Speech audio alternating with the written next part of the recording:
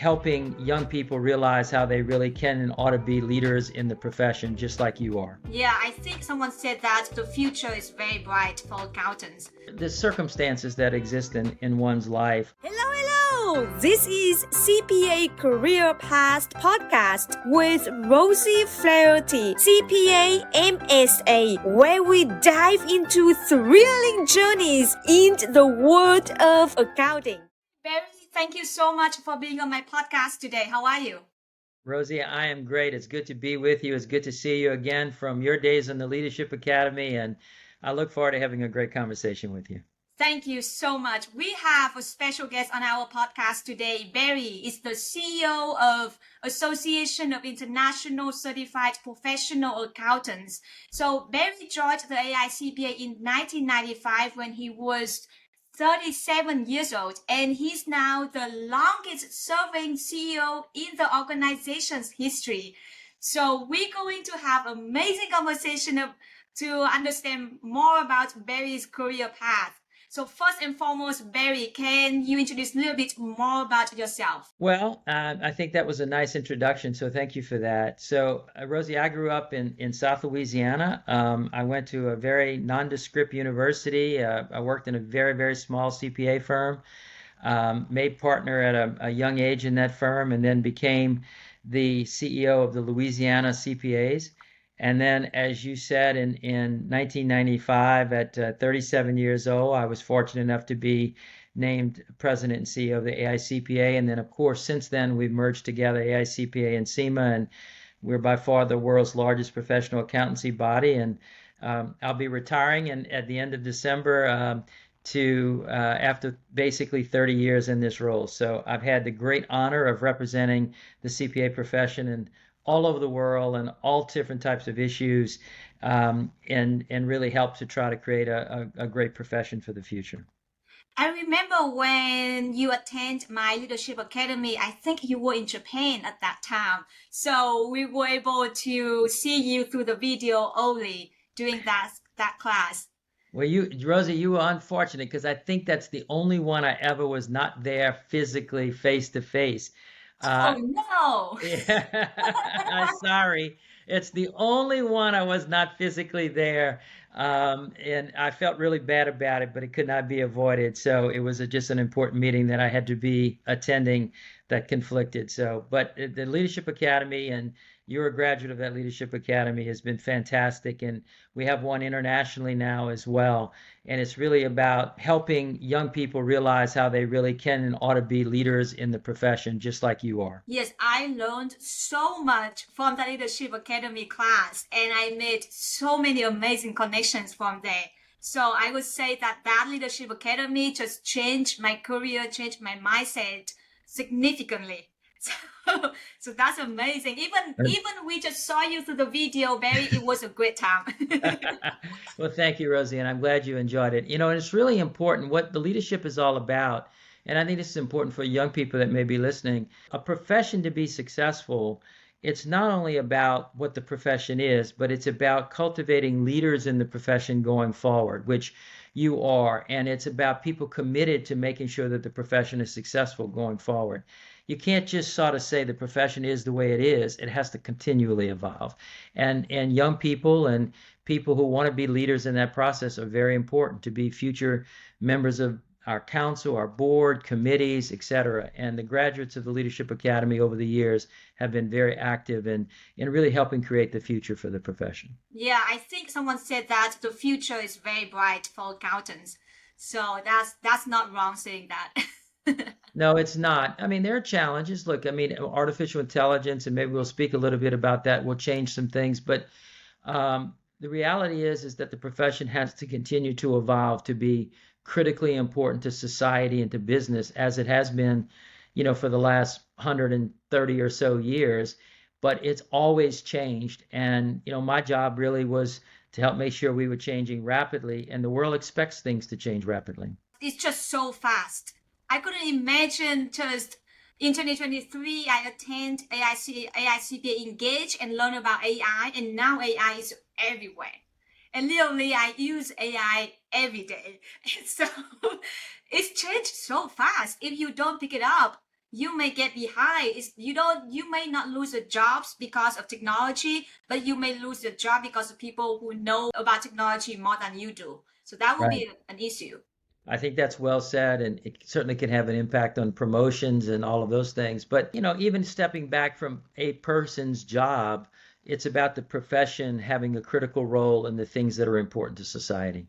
Yeah, and you mentioned about your role in this in at AICPA is to make sure that the profession gets involved.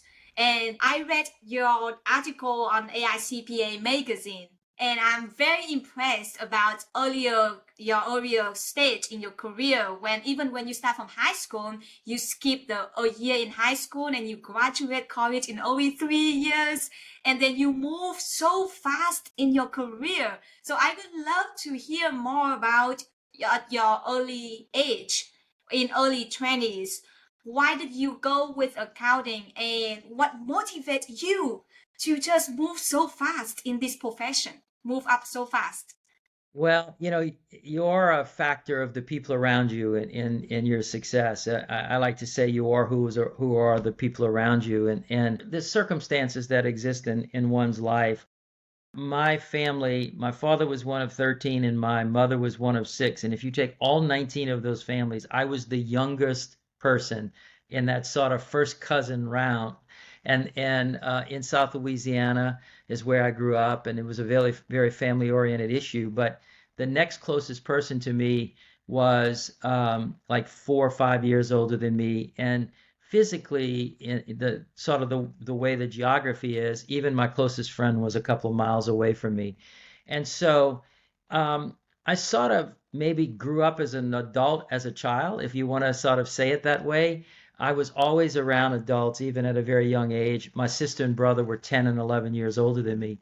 So I was just sort of always in an adult situation, and the conversations that I were in, and I really didn't, there wasn't a lot of young kids around my age around where we lived. And so it sort of affected my frame of reference to a large degree. And frankly, I was fortunate enough to be, I guess, intelligent enough to move through the schools, the grades of school very, very quickly. And I always just had early goals. And, in my 20s, I graduated from college at 20. I graduated in high school in 3 years, and in college basically 3 years in a semester. And I had a scholarship, so I started working on my master's. But then I went to work in a very small CPA firm in my hometown. It sort of was an interesting story, Rosie, because I went to a nondescript university, Nicholls State University, just a regional state university in Louisiana. I actually planned to move away, to go to either New Orleans or Houston. But this little tiny CPA firm was forming at that point, and they offered in my hometown, and they offered me the same amount of money as the big firms were paying in Houston. And so I was getting married very young as well. And I said, well, we can always move away, which maybe wasn't the smartest thing to ever say, but I said we could always move away. So I started with this very, very small firm. And actually, I had an opportunity in that firm to be put in client situations very, very, very quickly. I was senioring jobs at 9 months, and all of those types of things that were really important, to learning things quickly. And so that really helped propel me. But there are a couple of key stories that I think about people around you. The day I passed the CPA exam, there were two partners in the firm, and one of the partners came down and congratulated me. And he said, this is the very first day I got my grades passing the CPA exam. He said, Barry, I'm going to call up the Louisiana CPA Society, so the state society in Louisiana, and I'm going to take myself off of a committee, and I'm going to have them put you on a committee. Now, he saw something in me or whatever. And so literally, I was on a state CPA committee the very first day I was a CPA, literally the very first day I was a CPA. And, I had other opportunities. I remember about 9 months into my job. Back then, the wages were very low. This was in 1979, and I had a job offer outside of public practice for about 70% more than I was making, which is a big increase. I went into the office of my the managing partner. It was a two-partner firm at that point, and I said, "Can we talk about this?" And he said, "Yes, let's go to lunch." And so the two partners and I went to lunch, and it was about a 2-hour lunch. And basically, I told them my goal was to be a partner at 25. They said that that my future was fantastic, and they, complimented me, and they painted a picture for me of what life would be like in this firm. It was the firm of, it never had more than 20 people in this firm. And they painted a picture for me that I didn't want to leave to take a job making a lot more money. And in fact, they said, "Look, your future is very, very bright in this firm, but we're not going to adjust your pay. You have to stay here because you have to see the future and you want to see that future." And I made the decision to stay. And, and by the time I was 25, I was a partner in the firm, and all of those types of things sort of propelled. And then the reason why I left and started what I'm doing is a whole different story. But, I think that public accounting is very, very positive. And in small firms, you learn a lot about business in a different way. And everybody has a different makeup, and my makeup was more aligned with small entrepreneurial businesses and how I could help them be successful. I'm just curious why you had a plan of being a partner at 25 at a very young age. Why 25? Why not 24, 26? Yeah. So it goes back again to one of those partners in the firm, the two partners in the firm. I was very early on, we had our wealthiest client, unfortunately, passed away. And I was, we were starting to do the estate tax return for him. And it wasn't something I knew anything about, but the partner said, "I want you to do this. It's going to be a big, big job for us." On the way, he and the other partners in the firm, as I continued my career, always talked about having goals. And I had written goals. And so I had, they taught me to write goals. And one of my goals was to be a partner at 25. I just felt like I was capable of doing that, and I wanted to achieve at that level, and I wanted to do what was necessary to be successful in that. And so, I had that as a written goal, and I worked really hard. I made them aware of that goal, and they made it happen, or maybe we made it happen, because I obviously had to work really hard too. Did you have to sacrifice something, like the time with your family and friends, in order to make this goal? Yeah, certainly when you're going to work that hard, or whatever the case may be, you're going to be thrown into some positions that you have to step up, right?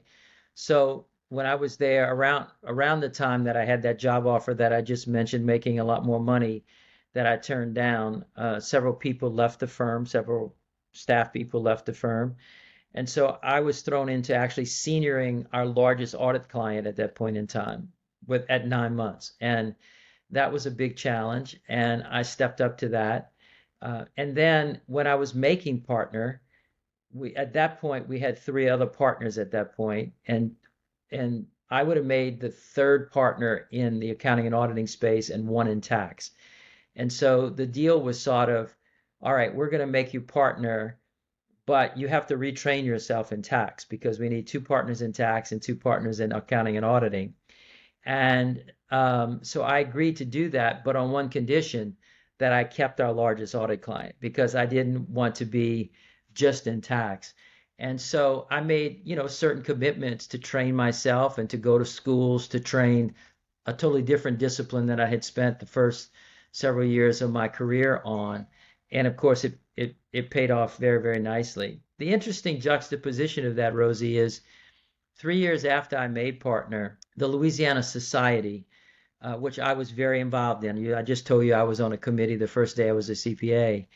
The executive director of that organization was hired away by actually the AICPA in a vice president's role. And people who knew me in the state encouraged me to apply, or basically it was sort of a slam dunk to become the executive director in Louisiana at that time, which meant I had to leave the firm. So 3 years after making partner, I had to leave the firm, and if I was going to take that job. And again, I went back to my then partners and I said, I have this job offer, and should I, what are your thoughts? And the first time when I didn't leave, they didn't offer me more money. They said I have to prove myself. And the second time they said, "Oh, we're going to pay you more money. We don't want you to leave." And I said, "No, I am going to leave because this is something that I want to do." And so I left and became the CEO of the Louisiana CPA Society. And then 7 years later, I had the opportunity to become president and CEO of the AICPA. And at obviously a very young age, as you mentioned, 37 years old. So my career has sort of been just those three jobs: a very small CPA firm, the Louisiana CPA Society, and president and CEO for the AICPA. So people saw stuff in me and they helped me, and I had goals and I worked towards them. I'm so determined about I have this goal. I'm going to make it very clear to everyone. I'm going to stay focused and I'm going to achieve this goal. And this goal is really ambitious. I have to give you that. And at that young age, I'm glad that people did not turn you down, because in my case, when I work in private for 5 years and I moved to public working in audit, and then the very first day at my job, I told my partner, I told my manager that a year from now, I would like to be a senior. I would like to work as hard. I was willing to work as hard as needed. I just need a very clear direction. What I need to do, how many hours I need to achieve, how many audits I need to go through. Like, I asked, but people did not take me serious enough. That's why I'm very happy and glad that people took that serious, and then to make who you are today. Otherwise, it would turn out very differently, because it turned me away from audit. And so I walked away from audit and moved to tax, and I love it. Well, you did a good job expressing your goals, so I compliment you for that. I clearly expressed mine. I had written goals. I did have a partner who taught me that, or a partner in the firm, and later was a partner of mine, who taught me about the need for written goals, some of which you share and some of which you don't. I had a lot of those. And you have to be willing to change them. You have to be willing to understand that not everybody reaches every goal. But for instance, I had a goal. This sort of is going to sound funny, but I had a goal to fly around on a on an airplane, on a commercial airplane, and get off and make speeches related to the profession. And certainly my job has certainly been that. And so it's just, I think you can imagine, not every goal I've ever written down have I achieved. The goals have changed as I've gotten old. For instance, I had a goal to retire when I was 55. And when I got close to 55, I said, that's a dumb goal. Why would I want to do that?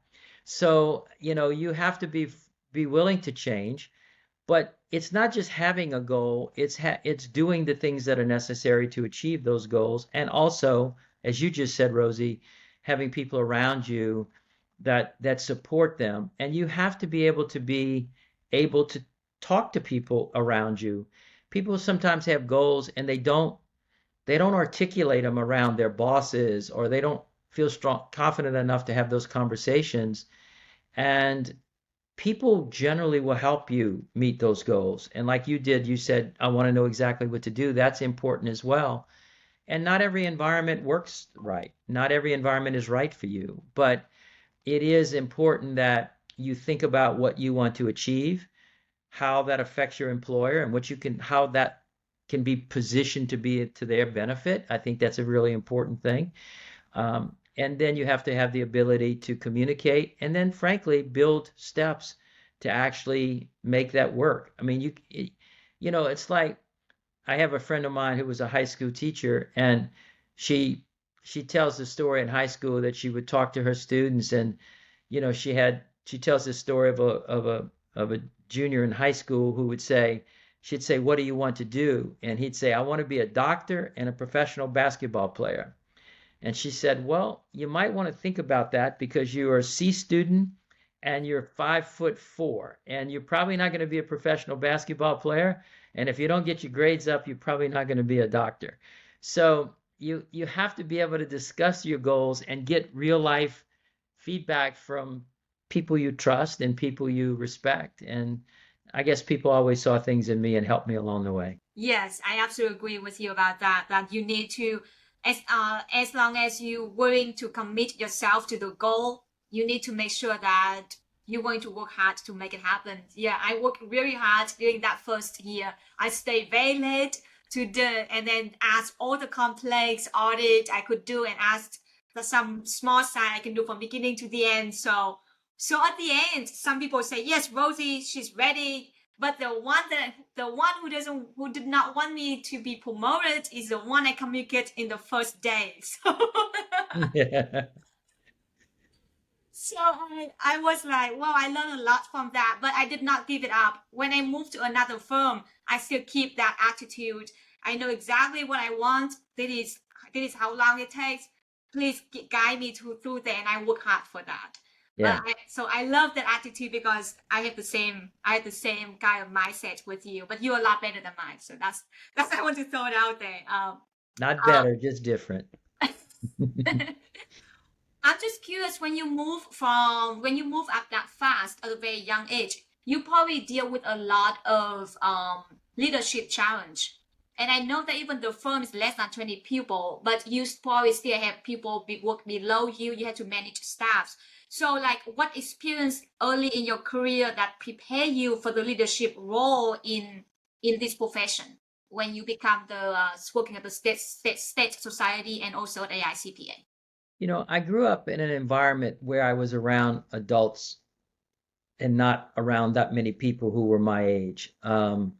I grew up in a geographic area that was dispersed, and yes, I had friends in school, but they were not necessarily close physically to where we did a lot of things together. And I was always in family situations. I grew up in South Louisiana, and South Louisiana is a strong family culture.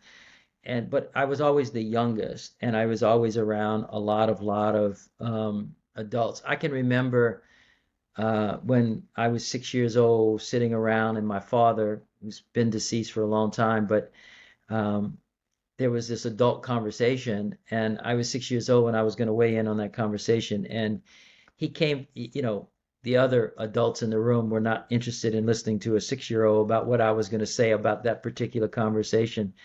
And I remember my father was only sixth grade educated. And he said, I remember it like it was yesterday. He said, wait a minute, let Barry have his say on this particular issue. And he sort of made the adults listen to me as a 6-year-old. And I don't remember exactly what the conversation was about, but I remember precisely him doing that. And so you're right, the circumstances you grow up in, but I always grew up in an adult environment, frankly. And so it required me to step up and to be comfortable in that process. And so therefore, I always had goals from a young perspective. I skipped a year in high school. I didn't have to do that, but I wanted to do that. Skipped a year in college. And it's just something that always was just built into me, because basically the people around me, I don't know, I was very fortunate, but the people around me always saw things in me and, treated me in a way that was more adult-like than childlike, even when I was a child. And including the elements of trust they put in me was very much above my age grade, if you want to think of it that way. So you are a factor of the environment that you're in. And when I went to work, in the CPA firm, it was, I made it very clear that a partnership was what I was coming there for, and then other opportunities were out there, and I stayed with the firm, but there was never any question about what I was working for. And I think they understood that if they weren't aligned with that was probably going to mean I wasn't going to stay with the firm. It was a very, very small firm, which probably aided me in that process.